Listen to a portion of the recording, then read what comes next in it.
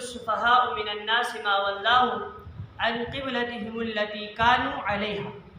دوسرے پارے میں سب سے پہلے تحویل قبلہ کو بیان فرمایا ہے۔ حضور صلی اللہ علیہ وسلم مکہ مکرمہ سے مدینہ منورہ تشریف لائے تو تقریباً 16 یا 17 ماہ تک بیت المقدس کی طرف منہ کر کے نماز ادا فرماتے رہے، لیکن آپ کی دلی تمنا اور آرزو تھی کہ حضرت ابراہیم و اسماعیل علیہ السلام جو کہ آپ صلی اللہ علیہ وسلم کے جد امجد ہے، ان کے بنائے ہوئے کعبہ کی طرف منہ کر کے نماز ادا کریں۔ اللہ تعالیٰ نے حکم نازل فرما دیا کہ فَوَلِّ وَجْهَكَ شَطْرَ الْمَسْجِدِ الْحَرَامِ۔ اس حکم کے نازل ہونے پر یہودی آپ صلی اللہ علیہ وسلم پر اعتراض کرنے لگے، یہ کیسے اللہ کے پیغمبر ہے کہ کبھی قبلہ بیت المقدس کو بنا لیتا ہے اور کبھی بیت اللہ کو؟ تو یہودیوں کو اللہ تبارک و تعالیٰ نے جواب دیا کہ قُلْ لِلَّهِ الْمَشْرِقُ وَالْمَغْرِبُ، کہ اے میرے پیغمبر آپ کہہ دیجئے کہ مشرق و مغرب سب اللہ تعالیٰ ہی کی ہے، یعنی جدھر بھی دیکھو ادھر اللہ ہے، اللہ کسی ایک طرف اور ایک جہت میں نہیں ہے۔ باسط نبوی کے مقاصد کما ارسلنا فیکم رسولا منکم یتلو علیکم آیاتنا ویزکیکم ویعلمکم الکتاب والحکمہ ویعلمکم ما لم تکونوا تعلمون۔ اس مقام پر حضور پرنور محمد عربی صلی اللہ علیہ وسلم کو بھیجنے کی بنیادی طور پر 4 مقاصد بیان کیے گئے ہیں۔ نمبر 1 مقصد تلاوت آیت شریف کا، نمبر 2 مقصد تزکیہ نفوس، نمبر 3 مقصد کتاب کی تعلیم، اور نمبر 3 یعنی چوتھا مقصد حکمت کی تعلیم ہے۔ یہ مضمون قرآن کریم کے مختلف مقامات پر بیان کیا گیا ہے۔ شعائر اسلام، ان الصفا والمروة من شعائر اللہ فمن حج البیت او اعتمر فلا جناح علیہ ان یطوف بہما۔ زمانہ جاہلیت میں صفا اور مروہ پر بت رکھے ہوئے تھے، تو مسلمان ان کا طواف کرنے سے بچتے تھے۔ اس شبہ کو دور کرتے ہوئے فرمایا کہ صفا اور مروہ کی سعی شعائر اسلام میں سے، یعنی اسلام کی ایک رکن میں سے یہ بھی ہے کہ صفا اور مروہ کی سعی یعنی چکر لگایا جائے، لہٰذا ان کا طواف کرنے میں کوئی حرج نہیں۔ حج و عمرہ کی تفصیلی احکامات کے لیے متکلم اسلام حضرت مولانا محمد الیاس گھمن صاحب حفظہ اللہ کی کتاب حج و عمرہ ملاحظہ فرمائیں۔ 4 چیزوں کی حرمت کا بیان، انما حرم علیکم المیتۃ والدم ولحم الخنزیر وما اہل به لغیر اللہ۔ یہاں پر اللہ تعالیٰ نے 4 چیزوں کی حرمت کی بیان فرمایا، یعنی 4 چیزیں جو حرام ہے اس کا ارشاد فرمایا ہے۔ اس کا مطلب یہ نہیں کہ صرف یہی 4 چیزیں حرام ہیں، بلکہ یہاں پر صرف 4 حرام چیزوں کا ذکر ہے کہ مشرکین اپنی طرف سے کچھ چیزوں کو حلال کہتے تھے اور کچھ چیزوں کو حرام۔ یہاں ان کی تردید کرنے کے لیے، ان کا رد کرنے کے لیے، ان کا جواب دینے کے لیے ان کی تردید فرمائی کہ جن چیزوں کو اللہ تعالیٰ نے حرام قرار دیا ہے وہ حرام ہے، اور یہاں 4 چیزوں کا ذکر ہے، یعنی یہود کے کہنے سے کوئی چیز حرام نہیں ہو سکتی اور نہ اس کے کہنے سے کوئی چیز حلال ہو سکتی ہے، بلکہ اللہ تبارک و تعالیٰ جسے حرام کہے وہ حرام ہے اور جسے حلال کہے وہ حلال ہے۔ تو یہاں پر 4 چیزوں کا ذکر ہے۔ نمبر 1 مردار، نمبر 2 بہنے والا خون، یعنی جب ذبح کیا جائے اور اس کے رگوں میں جو بہتا ہوا خون رہتا ہے وہ خون، نمبر 3 خنزیر کا گوشت، نمبر 4 وہ جانور جس پر اللہ کے نام لیے بغیر ذبح کیا گیا، جو غیر اللہ کا نام لیا گیا ہو جس کے اوپر۔ پھر اس بارے میں اللہ تعالیٰ نے اور بہت سے احکام تفصیل سے بیان فرمائے۔ قصاص لینے کا فائدہ، وَلَكُمْ فِي الْقِصَاصِ حَيَاةٌ يَا أُولِي الْأَلْبَابِ لَعَلَّكُمْ تَتَّقُونَ۔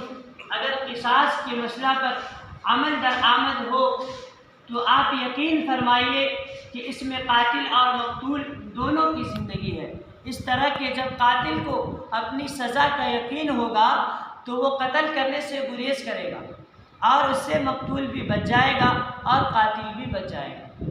وصیت کا حکم، کتب علیکم اذا حضر احدکم الموت ان ترک خیرا الوصیہ للوالدین والاقربین بالمعروف حقا علی المتقین۔ اس آیت میں وصیت کا حکم بیان کیا گیا ہے کہ فوت ہونے والا اپنی وفات سے پہلے اپنے والدین اور دیگر رشتہ داروں کے لیے وصیت کرے کہ کس کو کتنا حصہ ملنا ہے۔ اس آیت کے نزول سے پہلے ورثہ کے حصے متعین نہیں تھے اور مرنے والے کا سارا ترکہ اس کے لڑکوں کو ملتا تھا، اس لیے اس آیت میں والدین اور دوسرے رشتہ داروں کے لیے وصیت کرنے کا حکم دیا ہے۔ پھر جب سورۃ النساء میں اللہ تبارک و تعالیٰ نے تمام ورثہ کے میراث میں حصے متعین فرما دیے تو اب اس آیت میں مذکور وصیت کی فرضیت باقی نہیں رہی۔ ہاں البتہ اب بھی کوئی شخص ورثہ کے علاوہ کسی اور کے لیے اپنے مال کے 1/3 حصے کی وصیت کر سکتا ہے۔ روزے کی فرضیت، یا ایھا الذین آمنوا کتب علیکم الصیام کما کتب علی الذین من قبلکم لعلکم تتقون۔ یہاں روزے کی فرضیت اور روزے کے احکام اور اس کے مسائل کو تفصیل سے بیان فرمایا ہے۔ روزہ دین اسلام کی بنیادی ارکان میں سے ایک اہم رکن ہے۔ یہ ایسی عبادت ہے جو تمام شرائع سابقہ میں بھی مشروع رہی ہے، صرف امت محمدیہ علی صاحب علیہ الصلاۃ والتسلیم کے ساتھ خاص نہیں۔ روزہ کی شرعی تعریف یہ ہے کہ روزے کی نیت کے ساتھ صبح صادق سے لے کر کے غروب آفتاب تک کھانے پینے اور جمع کرنے سے رک جائے، یعنی بیوی سے ملنے سے رک جائے۔ اگر کسی نے غروب آفتاب سے 1 منٹ پہلے بھی افطار کر دیا تو اس کا روزہ ٹوٹ جاتا ہے۔ روزہ ایسی عبادت ہے کہ بندہ اس کی وجہ سے جلدی تقویٰ کی نعمت حاصل کر لیتا ہے۔ پھر مسافر اور مریض کے لیے رمضان کے روزوں اور فدیہ کے متعلق احکام بیان فرمائے کہ ماہ رمضان کی فضیلت، شہر رمضان الذی انزل فیہ القرآن ھدی للناس وبینات من الھدی والفرقان۔ رمضان المبارک میں جہاں روزے فرض ہے وہیں ایک اور اس کی فضیلت یہ بھی ہے کہ قرآن کریم اس ماہ مبارک میں نازل کیا گیا۔ رمضان مبارک میں ایک بہت بڑا فضیلت ہے نا کہ روزہ فرض کیا گیا، اسی کے ساتھ ساتھ ایک اور بڑی فضیلت ہے کہ اسی ماہ مبارک میں قرآن کریم کو اللہ تبارک و تعالیٰ نے نازل فرمایا۔ دن کو مومن روزہ رکھتا ہے اور رات کو قاری قرآن اور حافظ قرآن 20 رکعات تراویح میں قرآن کریم کی تلاوت کرتا ہے اور غیر حافظ قرآن کریم کی سماعت کرتا ہے۔ اس لیے اس ماہ مبارک میں زیادہ سے زیادہ قرآن کریم کی تلاوت کا اہتمام کرنا چاہیے۔ شفقت اور رحمت خداوندی، وَإِذَا سَأَلَكَ عِبَادِي أَنِّي فَإِنِّي قَرِيبٌ أُجِيبُ دَعْوَةَ الدَّاعِ إِذَا دَعَانِ فَلْيَسْتَجِيبُوا لِي وَلْيُؤْمِنُوا بِي لَعَلَّهُمْ يَرْشُدُونَ کہ گزشتہ آیات میں روزے کا ذکر آیا تھا، ذکر آ چکا ہے۔ اس آیت کے بعد بھی روزے اور اعتکاف کا ذکر ہوگا، تو اس آیت میں اللہ تبارک و تعالیٰ اپنی شفقت اور مہربانی کا تذکرہ فرما رہے ہیں کہ اے میرے بندو، میں نے جو تمہیں احکامات عطا فرمائے ہیں، اگر ان کی تعمیل کرنے میں تھوڑی بہت مشقت بھی محسوس ہو تو کوئی بات نہیں، میں تمہارے بہت ہی قریب ہوں، مجھ سے مانگو، میں دعا کو قبول کرتا ہوں۔ اللہ تبارک و تعالیٰ قریب ہے، اس سے معلوم ہوا کہ دعا آہستہ ہی مانگنی چاہیے۔ یہ بھی معلوم ہوا کہ اللہ تعالیٰ فقط عرش پر نہیں بلکہ ہر جگہ بلا مکان موجود ہے۔ اللہ کیا ہے؟ ہر جگہ، اللہ ہر جگہ، دنیا کے ہر خطے میں، 7 آسمان 7 زمین، دنیا کے ذرے ذرے میں اللہ بلا مکان موجود ہے۔ اس آیت سے اشارہ معلوم ہو رہا ہے کہ روزے کے بعد خصوصاً افطار کے وقت دعا قبول ہوتی ہے، لہٰذا اس وقت دعا کا خوب اہتمام کرنا چاہیے۔ اعتکاف کا بیان، وَأَنْتُمْ عَاكِفُونَ فِي الْمَسَاجِدِ تِلْكَ حُدُودُ اللَّهِ فَلَا تَقْرَبُوهَا۔ رمضان المبارک کے آخری عشرہ میں اعتکاف سنت مؤکدہ علی الکفایہ ہے، کیا ہے اعتکاف؟ جو 10 دن کا بیٹھتے نا آخری میں، وہ سنت مؤکدہ علی الکفایہ ہے۔ اس کا مطلب کیا ہے کہ اگر بستی کے اندر جتنے لوگ ہیں اس میں سے ایک آدمی بھی اعتکاف کر لیا تو سارے کی طرف سے ہو گیا، اور اگر الگ الگ کیا تو سب کو الگ الگ ثواب ملے گا، نہیں اگر کم از کم ایک آدمی بھی کر لیا تو پورے گاؤں والے بچ جائیں گے۔ وہ سنت، وہ جو فرض کفایہ ہے وہ ادا ہو جائے گا۔ اگر کسی نے پورے محلے پورے بستی میں سے اگر کوئی ایک شخص بھی اعتکاف نہیں کیا تو پورا محلہ گنہگار ہوگا۔ ہاں، کیسے بیٹھنا ہے اعتکاف میں؟ مرد حضرات ایسی مسجد میں اعتکاف کرے جس میں نماز باجماعت ہوتی ہے، جبکہ خواتین اپنے گھروں میں مخصوص جگہوں میں اعتکاف کریں۔ چاند کا فائدہ، یسألونک عن الأہلہ قل ہی مواقیت للناس والحج۔ چاند سے اسلامی تاریخ معلوم ہوتی ہے اور اس کے علاوہ اس کے ذریعے سے عبادات یعنی حج، روزہ، عدت کی مدت کے علاوہ دیگر علامات اور معاہدوں کی میعاد مقررہ کا پتہ بھی چلتا ہے۔ جہاد و قتال، وقاتلوا فی سبیل اللہ الذین یقاتلونکم ولا تعتدوا ان اللہ لا یحب المعتدین۔ جہاد کا مسئلہ بیان فرمایا۔ جہاد فرض ہے، اس کا مقصد اعلاء کلمت اللہ ہے۔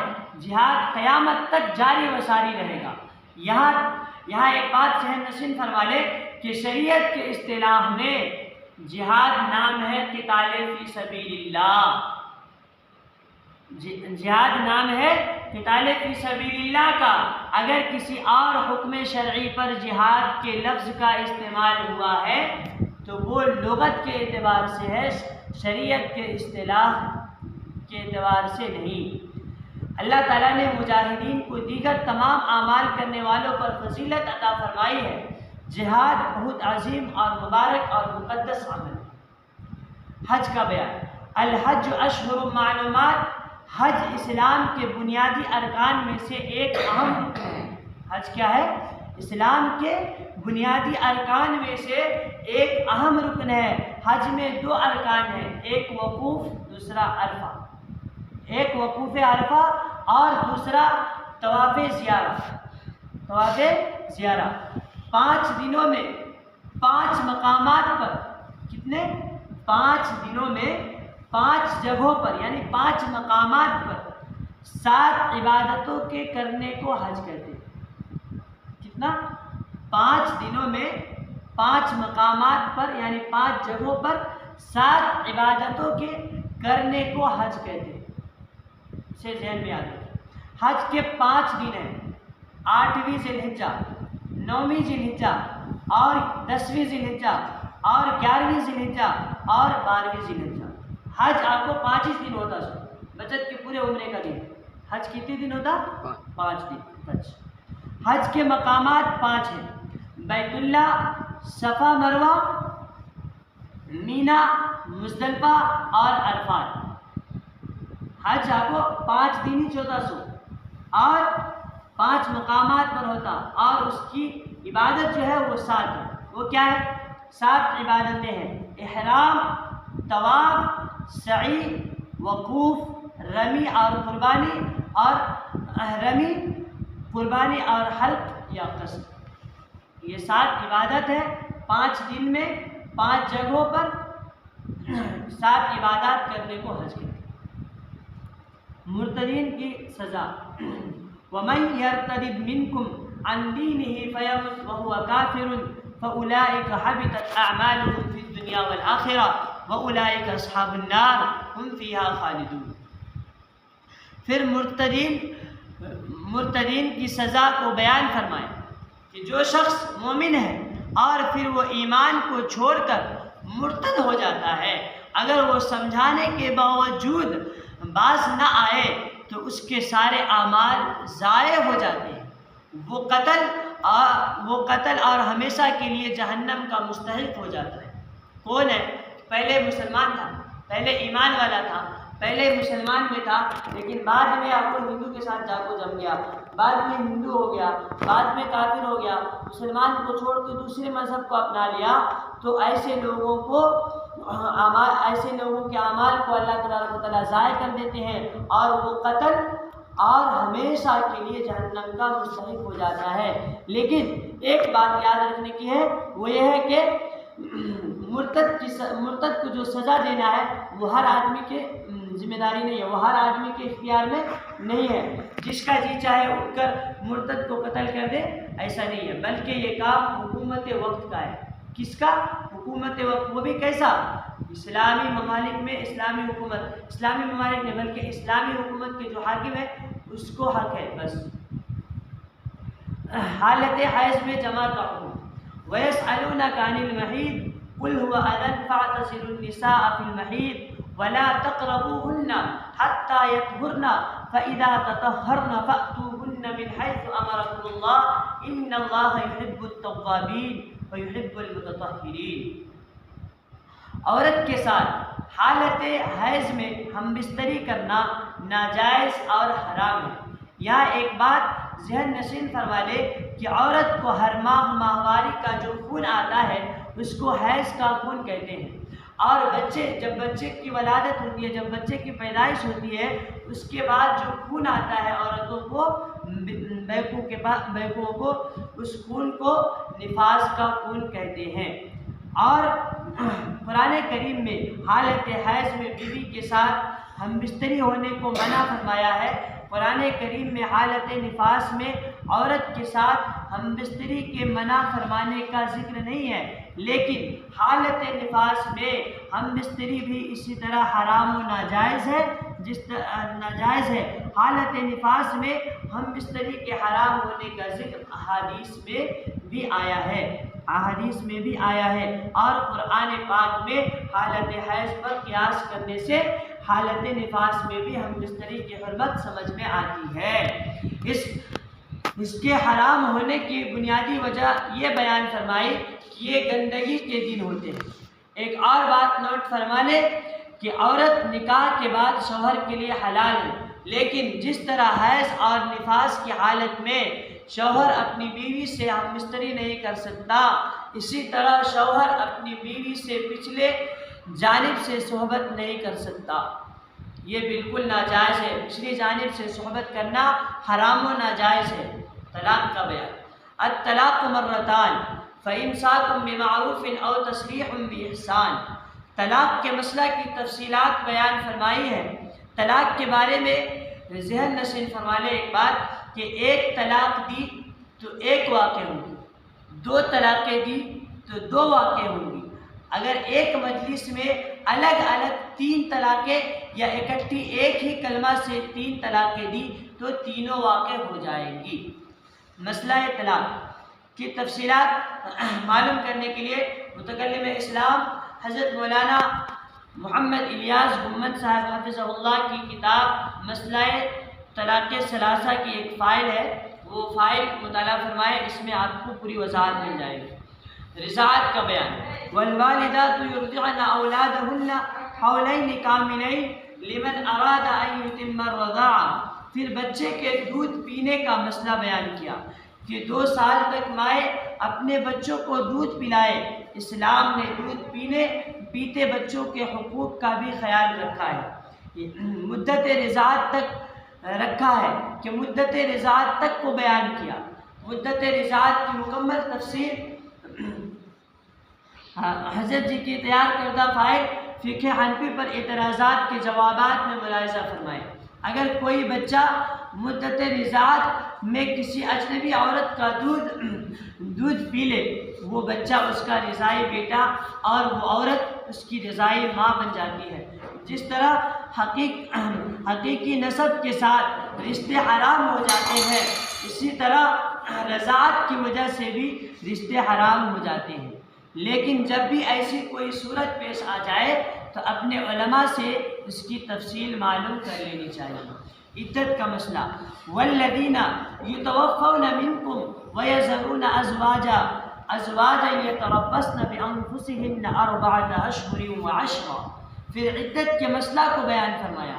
اگر کسی عورت کو طلاق دی جائے، یعنی طلاق ہو جائے یا اس کے شوہر فوت ہو جائے، یاد رکھنا کسی عورت کو طلاق دی جائے یا اس کے شوہر فوت ہو جائے تو دونوں صورتوں میں عورت پر عدت لازم ہے۔ عدت بولتے عدت لازم ہے۔ مطلقہ عورت کی عدت اگر وہ حیض والی ہے تو 3 حیض ہے، اگر کسی وجہ سے حیض نہ آتا ہو تو عدت 3 ماہ ہے، یعنی 3 مہینہ۔ حاملہ عورت کو طلاق ہو تو اس کی عدت وضع حمل ہے، یعنی جب حمل ختم تو عدت ختم۔ شوہر فوت ہو جائے اور عورت حاملہ نہ ہو، یعنی جس کا شوہر جس کا مرد گزر جائے اور اس کے پیٹ میں بچہ نہ ہو تو اس کی عدت 4 ماہ 10 دن ہے، 4 ماہ اور 10 دن ہے۔ اگر حاملہ ہو تو عدت وضع حمل یعنی بچے کی پیدائش ہے۔ عدت کے زمانے میں نکاح کا پیغام دینا۔ وَلَا جُنَاحَ عَلَيْكُمْ فِيمَا عَرَّضْتُم بِهِ مِنْ خِطْبَةِ النِّسَاءِ أَوْ أَكْنَنْتُمْ فِي أَنفُسِكُمْ۔ اگر کوئی عورت عدت میں ہو تو اسے واضح لفظوں میں پیغام نکاح دینا درست نہیں، البتہ اشارہ یا کنایہ سے نکاح کا پیغام دیا جا سکتا ہے، لیکن اس سے پختہ وعدہ نہ لیا جائے۔ حضرت طالوت کا ذکر آخری میں، دوسرا پارہ کے آخری صفحہ میں آخری میں حضرت طالوت کا ذکر ہے کہ فلما فصل طالوت بالجنود۔ اس پارے کے آخر میں حق کے نمائندے حضرت طالوت اور باطل کے نمائندے جالوت کا واقعہ بیان فرمایا ہے کہ جالوت کے پاس طاقت بھی تھی اور کثرت تعداد بھی تھی، یعنی اس کے پاس طاقت تھی اور بہت بڑی تعداد میں اس کے پاس فوج تھا، منظم فوج بھی تھی، اور حضرت طالوت کے پاس کچھ بھی نہیں تھا۔ مطلب اتنی بڑی فوج، اتنی طاقت اور اتنا انتظام اور اتنی کثرت ان کے پاس حضرت کے پاس نہیں تھی۔ کن کے پاس؟ حضرت طالوت کے پاس۔ اور جالوت جو تھا اس کے پاس بہت بڑی فوج اور فوجوں کی کثرت تھی، اس کے باوجود اللہ تعالیٰ نے اس کو فتح عطا فرمایا۔ قرآن کریم نے باقاعدہ باضابطہ بیان فرما دیا کہ کم من فئۃ قلیلۃ غلبت فئۃ کثیرۃ بإذن اللہ، کم من فئۃ قلیلۃ غلبت فئۃ کثیرۃ بإذن اللہ، کہ کتنی جماعتیں ہیں جو طاقت میں کمزور ہوتی ہے، ان کی تعداد کم ہوتی ہے، لیکن ان کی فرما برداری اور اطاعت کی وجہ سے اللہ تبارک و تعالیٰ ان کی مدد فرماتے ہیں اور اپنی مدد کے ذریعے انہیں غالب فرماتے ہیں۔ ہمیں خدا کے اس بیان فرمودہ اصول سے یہ بات سمجھ میں آ جانی چاہیے کہ مسلمان جب بھی کامیاب ہوتے ہیں تو وہ مادیت اور دنیاوی طاقت اور قوت کی وجہ سے نہیں، قوت کے بلبوتے پر غالب نہیں آتے، بلکہ وہ غالب آتے ہیں اللہ تعالیٰ پر ایمان، کامل ایمان پر اور بھروسہ رکھنے پر اور نیک عمل کی بنیاد پر وہ غالب آتے ہیں۔